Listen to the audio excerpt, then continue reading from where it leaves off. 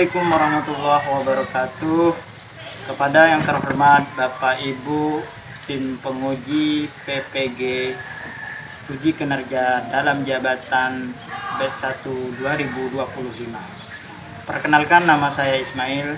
Saya adalah salah satu mahasiswa peserta PPG dalam jabatan batch 1 2025 di LPTK Universitas Islam Negeri Syekh Syekh Nurjati Cirebon. Pada hari ini saya akan melakukan praktek mengajar di kelas 7 MTS Rodatul Ulum dengan tema sifat-sifat wajib dan sifat mustahil bagi Allah yang berbasis PBL, Problem Based Learning, sebagai salah satu syarat uji kinerja. Bagaimana pelaksanaannya? Mari kita saksikan. Assalamualaikum warahmatullahi wabarakatuh.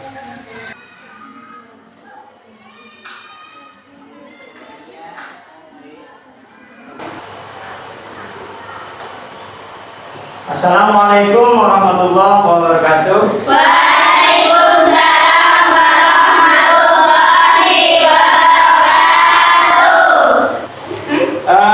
Bagaimana kabarnya semua? Baik. Alhamdulillah sehat walafiat, kita bisa bertemu kembali dan belajar bersama di kelas ini. Sebelum kita memulai pelajaran, alangkah baiknya kita berdoa dulu, dipimpin oleh salah satu dari siswi. Kira-kira maju ke depan ini sambil pimpin doa.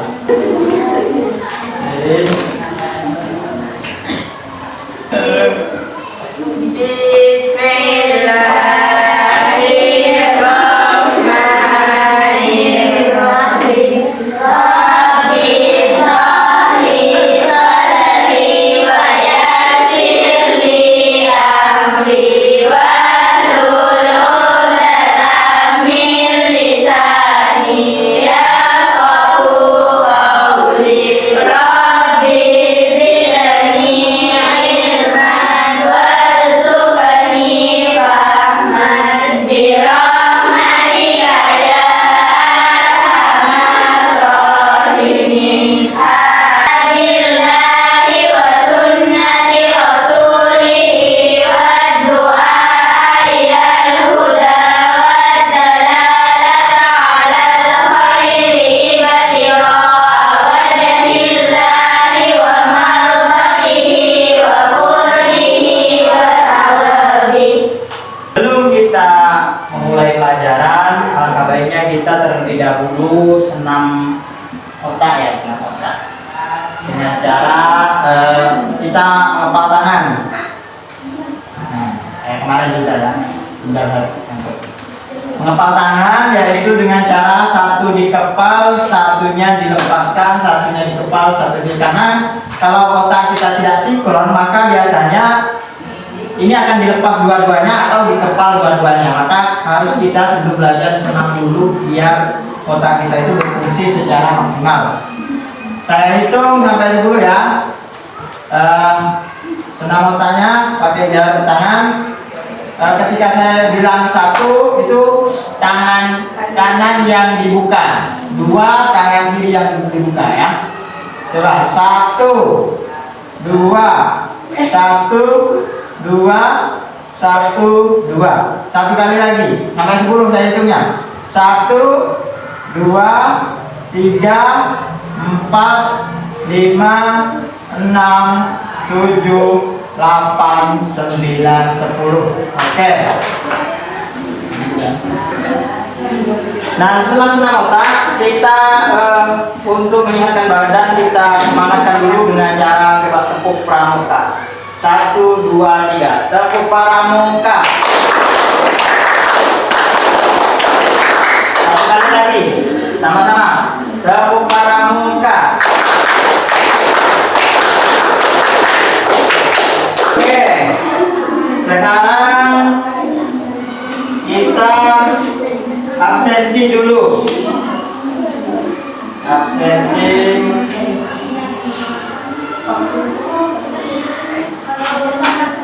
Ya. Yang pertama, April Ivana. Oke ya. Yang kedua Aisyah.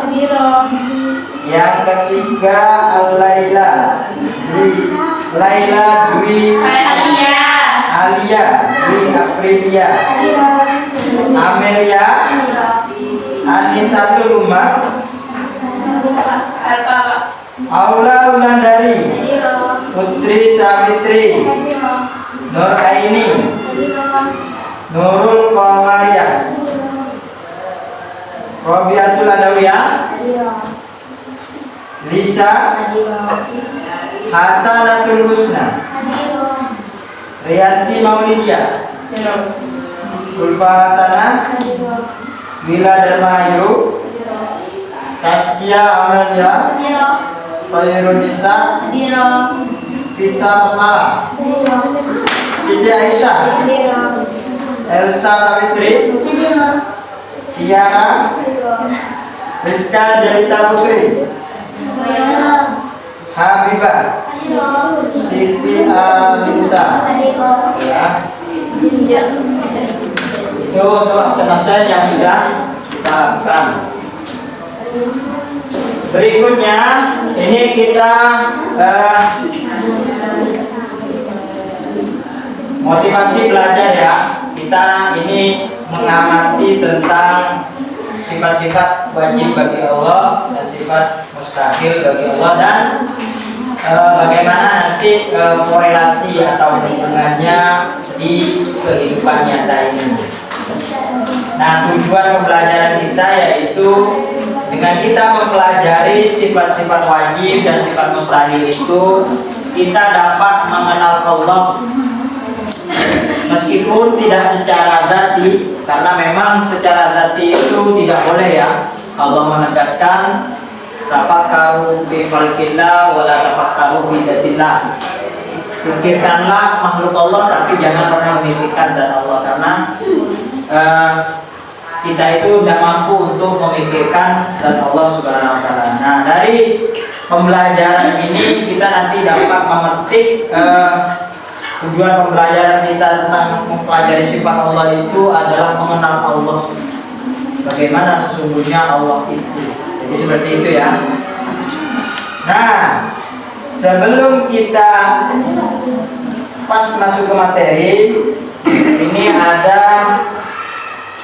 20 sifat yang wajib kita adalah sifat-sifat Allah. Nah, tidak akhlak untuk kelas 7 MTS. Nah, yang pertama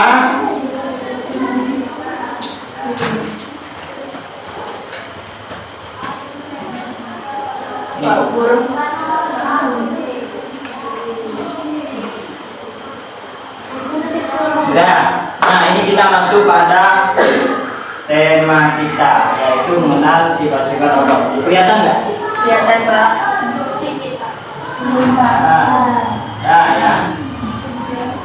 Nah, yang pertama kita memahami tentang wujud. Apa itu wujud? Ada yang tahu? Ada. Sifat wujud itu adalah ada. Berarti Allah itu ada. Apakah yang ada itu harus terlihat? Iya atau tidak? Yang ada harus terlihat atau tidak? Tidak. Coba berikan contoh ada tapi tidak terlihat di dunia ini. Nah, betul. Angin itu ada tetapi kita tidak bisa melihatnya. Ini makhluk Allah, ini masih belum, kita nggak boleh kita membahas tentang Allah. Angin itu ada tapi dia tidak terlihat. Nah, menunjukkan bahwa wujud ini ada, akan tetapi tidak perlu untuk terlihat atau tidak wajib untuk terlihat. Ada itu tidak harus terlihat. Berarti kalau kita memahami hal ini adalah Allah itu ada, cuman kita tidak wajib untuk melihat zatnya, kan? Lawan dari ini apa? Wujud. Ada yang tahu? Adam. Adam artinya? Tidak ada. Nah, lawannya dari ini. Maka Allah itu mustahil mempunyai sifat yang tidak ada. Kenapa? Karena Allah wajib mempunyai sifat ada. Ini yang pertama ya. Nah, sebelum kita lebih dalam lagi mendalami materi ini, kita ice breaking dulu dengan cara menghafal lewat lagu sifat wajib Allah. Ada yang tahu kan melakukan atau menyanyikan dengan cara hafalan lewat nyanyian laguan sifat wajib. Coba kita sama-sama melakukan itu sebagai ini juga ice breaking. 1, 2, 3. Wujud Dia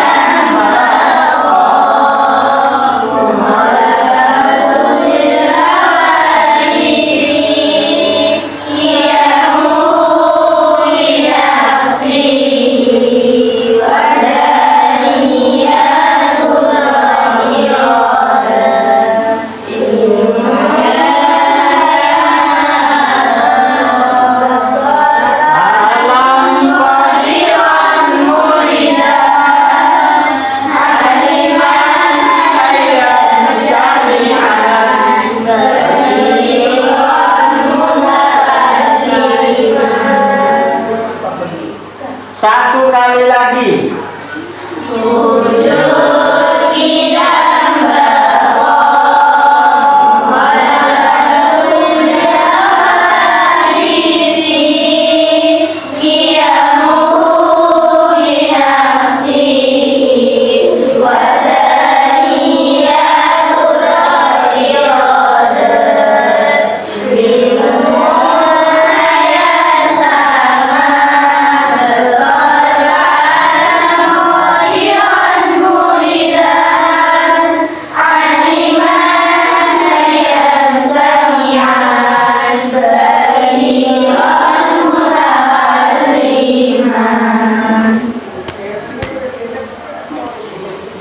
Sudah ya, berarti kalian sudah hafal tentang sifat-sifat wajib bagi Allah.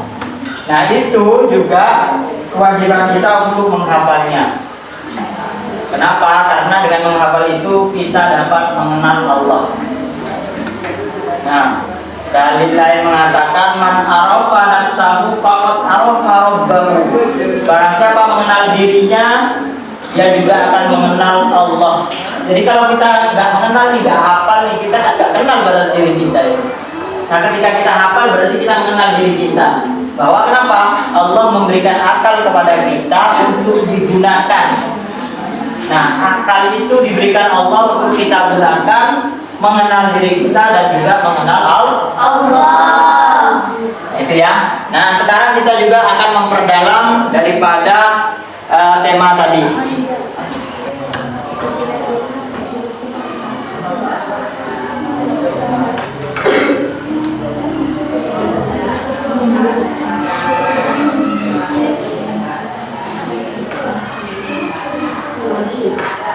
Nah, ini ya, kita sudah memahami tentang sifat wujud. Yang kedua, setelah wujud apa? Tidak. Apa itu tidak? Terdahulu. Artinya apa? Allah itu mendahului segala makhluk hidup. Kenapa kok Allah yang mendahului?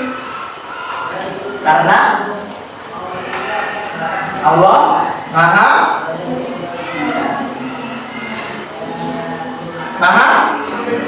Pencipta. Tidak mungkin yang menciptakan itu ada terakhir atau setelah yang diciptakan. Tidak mungkin kan? Mestinya yang menciptakan itu harus lebih dulu daripada yang diciptakan. Nah, lawan dari kidam itu apa? Ada yang tahu? Kidam. Hah? Apa itu kudus? Baru. Kudus itu adalah baru. Artinya baru apa? Dia punya berawal dan berakhir. Nah, Allah mustahil mempunyai awalan dan mempunyai akhirat. Kenapa? Karena Allah tidaklah termasuk perkara yang baru. Wah, itu bukan perkara baru. Yang perkara baru itu punya awal dan punya akhir. Awalnya tidak ada, kemudian menjadi ada, setelah itu tidak ada kembali atau mati. Nah, itu mustahil terjadi pada Allah. Mustahil. Nah, yang wajib yaitu qidam, dia terdahulu, tidak berawal dan tidak berakhir. Karena tidak berawal tidak berakhir, maka Allah itu selamanya esa.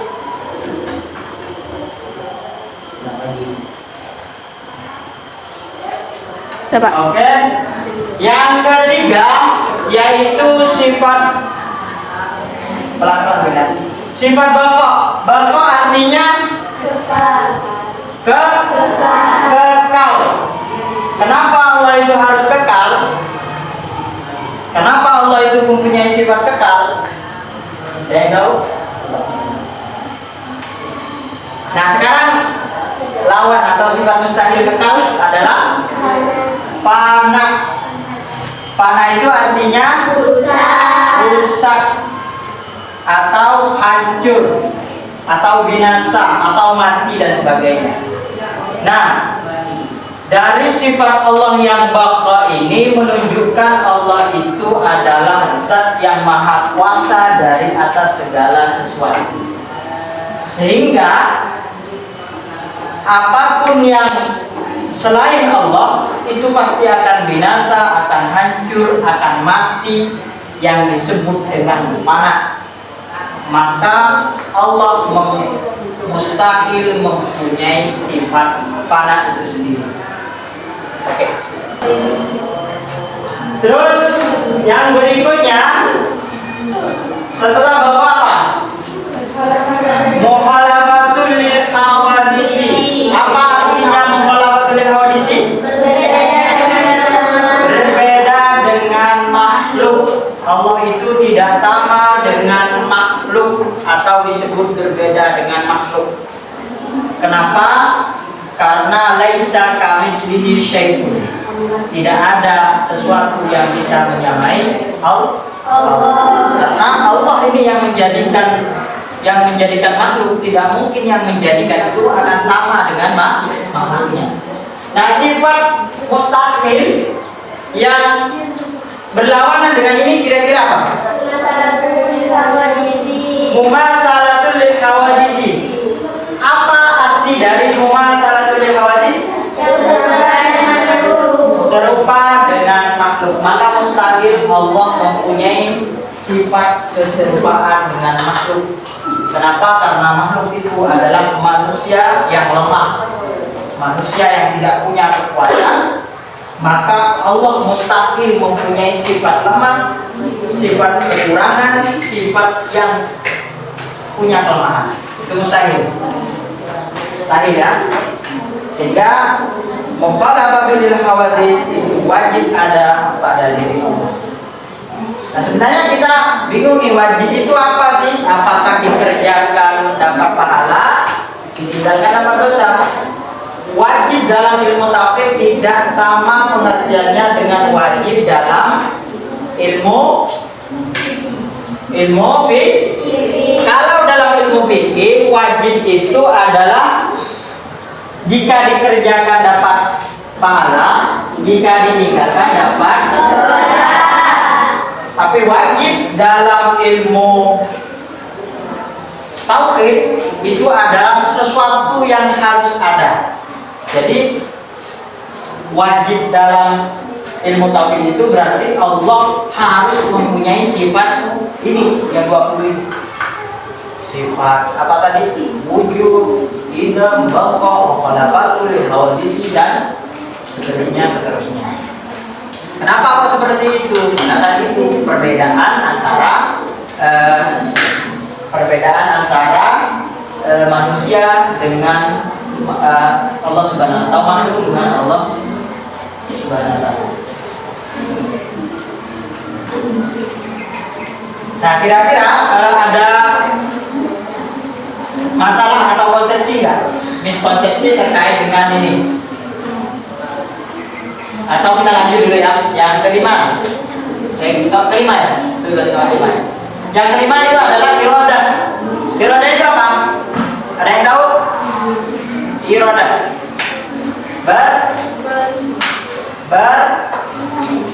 Ini ada bacanya nih kan? Berkehendak. Irodah itu adalah berkehendak.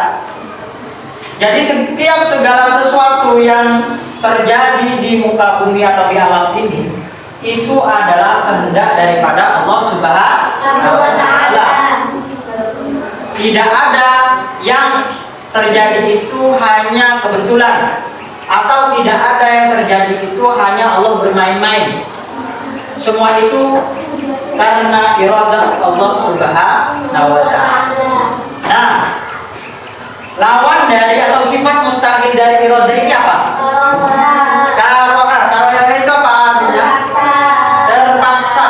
Jadi tidak mungkin Allah itu menjadikan alam, menjadikan manusia, menjadikan makhluk itu dalam keadaan yang terpaksa. Karena Allah Maha Kuasa, tidak ada yang memaksa, tidak ada yang menyuruh, tidak ada yang menekan, tidak ada yang mengintervensi, tidak ada yang menginginkan yang lain kecuali itu iradah dari Allah sendiri. Nah itu ya. Jadi ada 5 poin yang sudah kita pahami itu. Nah terkait dari 5 poin ini, kira-kira ada nggak miskonsepsi atau permasalahan dalam ini? Misalnya manusia punya sifat iradah enggak Pak? Nah ya, kira-kira ada kan? Karena begini, dalam ada 2 takdir ya. Takdir itu ada 2. Ada yang takdir mu'allaq, ada yang mubrom. Mu'allaq itu adalah suatu takdir yang dikaitkan pada sesuatu, artinya manusia itu bisa memilih takdirnya, itu mu'allaq. Yang mubrom itu adalah takdir yang tidak bisa dirubah. Seperti contoh mati, rezeki, terus apa lagi? Dilahirkan, itu kira-kira masuk yang mana? Mu'allaq atau mubrom? Mati, dilahirkan, dapat rezeki, itu masuk yang mana? Mu'allaq apa mubrom? Masuk yang mubrom. Nah contoh yang mu'allaq, ada yang tahu? Apa kira-kira yang mu'allaq? Hah? Tidak agama, ya bisa juga itu. Cuman itu udah ekstrim. Contohnya jodoh. Boleh kita mencari jodoh yang sekufu atau sesuai dengan diri kita, atau yang cocok dengan kita, yang selaras dengan kita. Nah dari jodoh itu kita bisa mencarinya. Yang kedua, apalagi kira-kira yang mu'allaq? Cari bekerja. Nah, orang yang giat bekerja itu kira-kira rezekinya lebih banyak atau lebih sedikit? Lebih banyak. Nah, kita bekerja itu adalah takdir mu'allaq. Nah, di sini kalau orang salah memahami, maka dikiranya kita miskin, kita bodoh, itu semuanya dari Allah. Padahal tidak, itu jadi permasalahan. Padahal Allah memberikan kita itu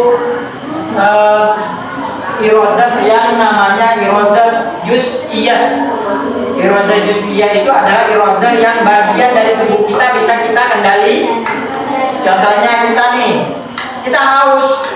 Tapi kalau kita tidak menggunakan iradah juz'iyah kita, maka kita nggak akan pernah bisa menghilangkan haus.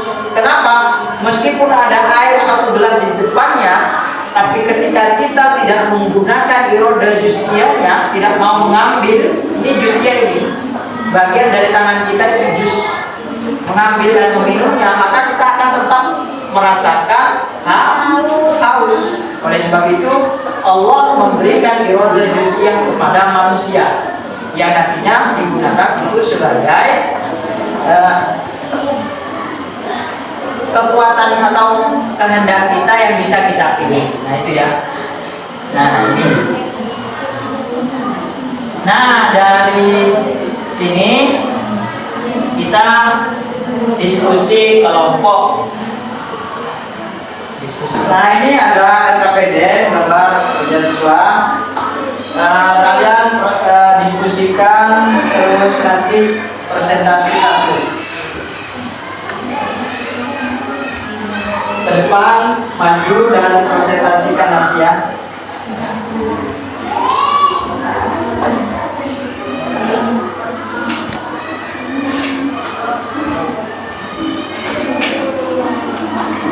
Ini kan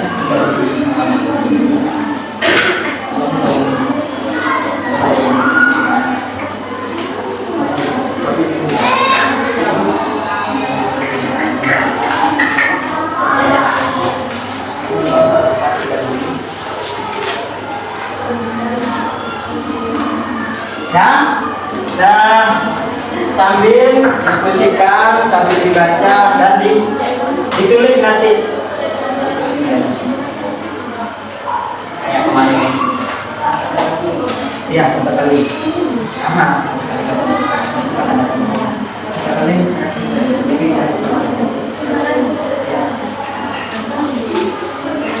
Ya, ada ditulis di sini.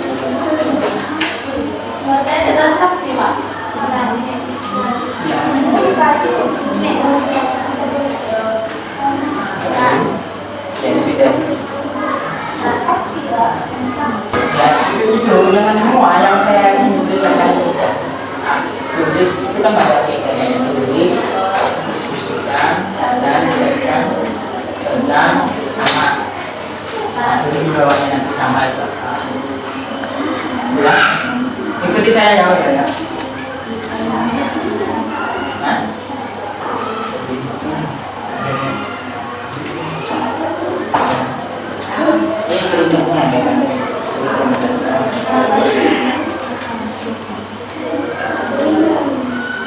ya diskusi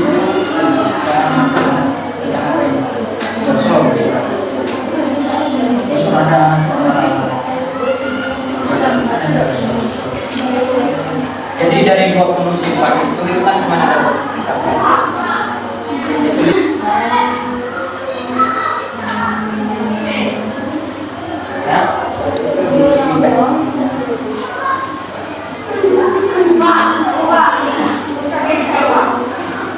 ya saya kasih waktu ya boleh maju di sini semua yang lain perhatikan sampai ditanya ya ya mulai. Assalamualaikum warahmatullahi wabarakatuh. Waalaikumsalam warahmatullahi wabarakatuh. Kami dari kelompok 1 akan mempresentasikan hasil diskusi kami tentang materi sifat-sifat wajib Allah.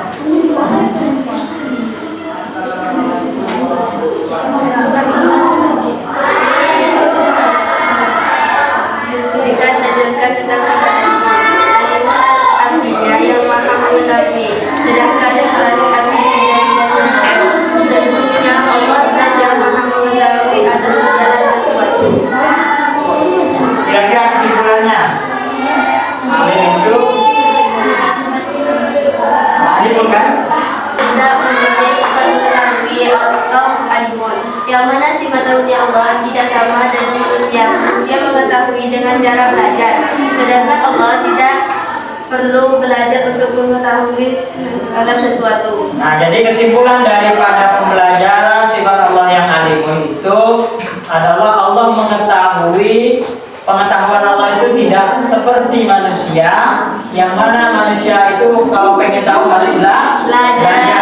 Sedangkan Allah tidak perlu belajar dalam mengetahui segala sesuatu. Kira-kira ada pertanyaan nggak untuk diskusi kelompok 1 pada saat ini. Apakah sifat alim Allah itu terbatas? Sifat tahunya Allah itu tidak ada batasnya karena Allah Maha Kuasa atas segalanya. Nah, berarti dari pertanyaan tadi, apakah sifat Allah itu terbatas? Jawabannya adalah sifat Allah itu tidak terbatas karena Allah itu Maha tahu atas segala sesuatu yang ada di alam ini. Jadi presentasi untuk kelompok 1 sudah selesai. Kita berikan apresiasi yaitu berupa tepuk tangan. Assalamualaikum warahmatullahi wabarakatuh. Kami dari kelompok 2 ingin mempresentasikan hasil diskusi tema dianggap sifat-sifat Allah yang wajib, yaitu sifat mutakalim. Mutakalim artinya yang maha berfirman. Kebalikan kata sifat mutakalim adalah al-kam yang artinya bisu. Sesungguhnya Allah adalah zat yang maha berkata-kata atau berfirman. Kesimpulannya, Allah itu mutakalim, bersabda. Tapi sabda Allah tidak sama dengan makhluk yang mana makhluk ketika bersabda masih membutuhkan suara, bibir, mulut, sedangkan Allah maha tinggi dari semua itu. Ada yang bertanya? Ya, dari sifat mutakalim yang sudah didiskusikan oleh kelompok 2, apakah ada pertanyaan? Ada. Nih, silakan. Apa contoh sifat mutakalim Allah yang dapat kita rasakan saat ini? Nah, itu ya. Pertanyaannya adalah apa sifat mutakalim Allah yang bisa kita rasakan pada saat ini? Ya, jawabannya Jawab. Sifat mutakalim Allah yang bisa kita rasakan saat ini adalah ayat suci Al-Quran yang maha benar Allah dengan segala firman-Nya. Nah ya, jawabannya adalah sifat mutakalim Allah yang masih atau bisa kita rasakan pada saat ini yaitu adalah ayat suci Al-Quran. itu kalam-kalam Allah yang kita rasakan dan itu maha benar atas segala firman Allah itu. Nah, presentasi untuk kelompok 2 sudah selesai. Kita berikan tepuk tangan untuk kelompok 2. Hari ini ya, ada beberapa hal yang bisa kita refleksikan. Yang pertama, terkadang kita itu punya permasalahan nih terkait tentang sifat tadi seperti sifat alam. Apakah sama kalamnya Allah dengan kalamnya manusia? Beda mestinya kan, karena kalamnya Allah itu tidak butuh alat, tidak butuh pita suara, tidak perlu bibir, tidak perlu mulut dan sebagainya. Nah, dengan itu maka kita bisa memahami bahwa meskipun lafaz alam itu bisa digunakan secara harfiah oleh manusia dan juga digunakan oleh sifatnya Allah, tetapi kita tidak bisa menyamakan sifat kalamnya manusia dengan sifat kalamnya Allah Subhanahu wa Ta'ala. Nah, dari materi-materi ini kita bisa simpulkan ya bahwa mengetahui Allah itu tidak perlu dengan cara zati. Tahu zat itu? Tidak perlu mengetahui Allah secara zatnya. Kita tidak perlu mengetahui Allah itu secara mata kita terlihat.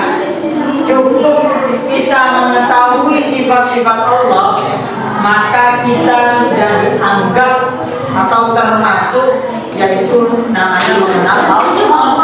Itulah kesimpulan daripada tema kita pada hari ini. Nah, berikutnya mungkin kita akan melanjut nanti terkait juga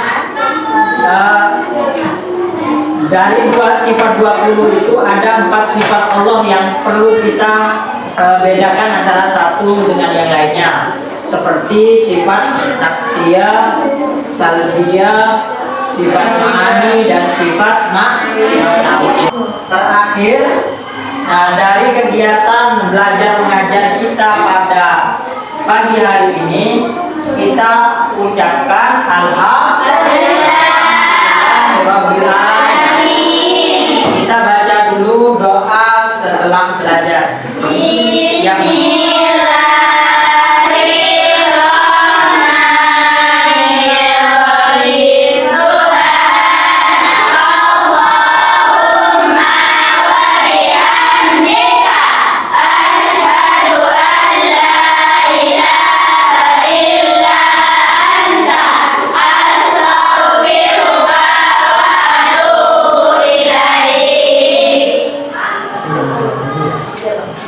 Nah, saya akhiri dengan mengucapkan Assalamualaikum warahmatullahi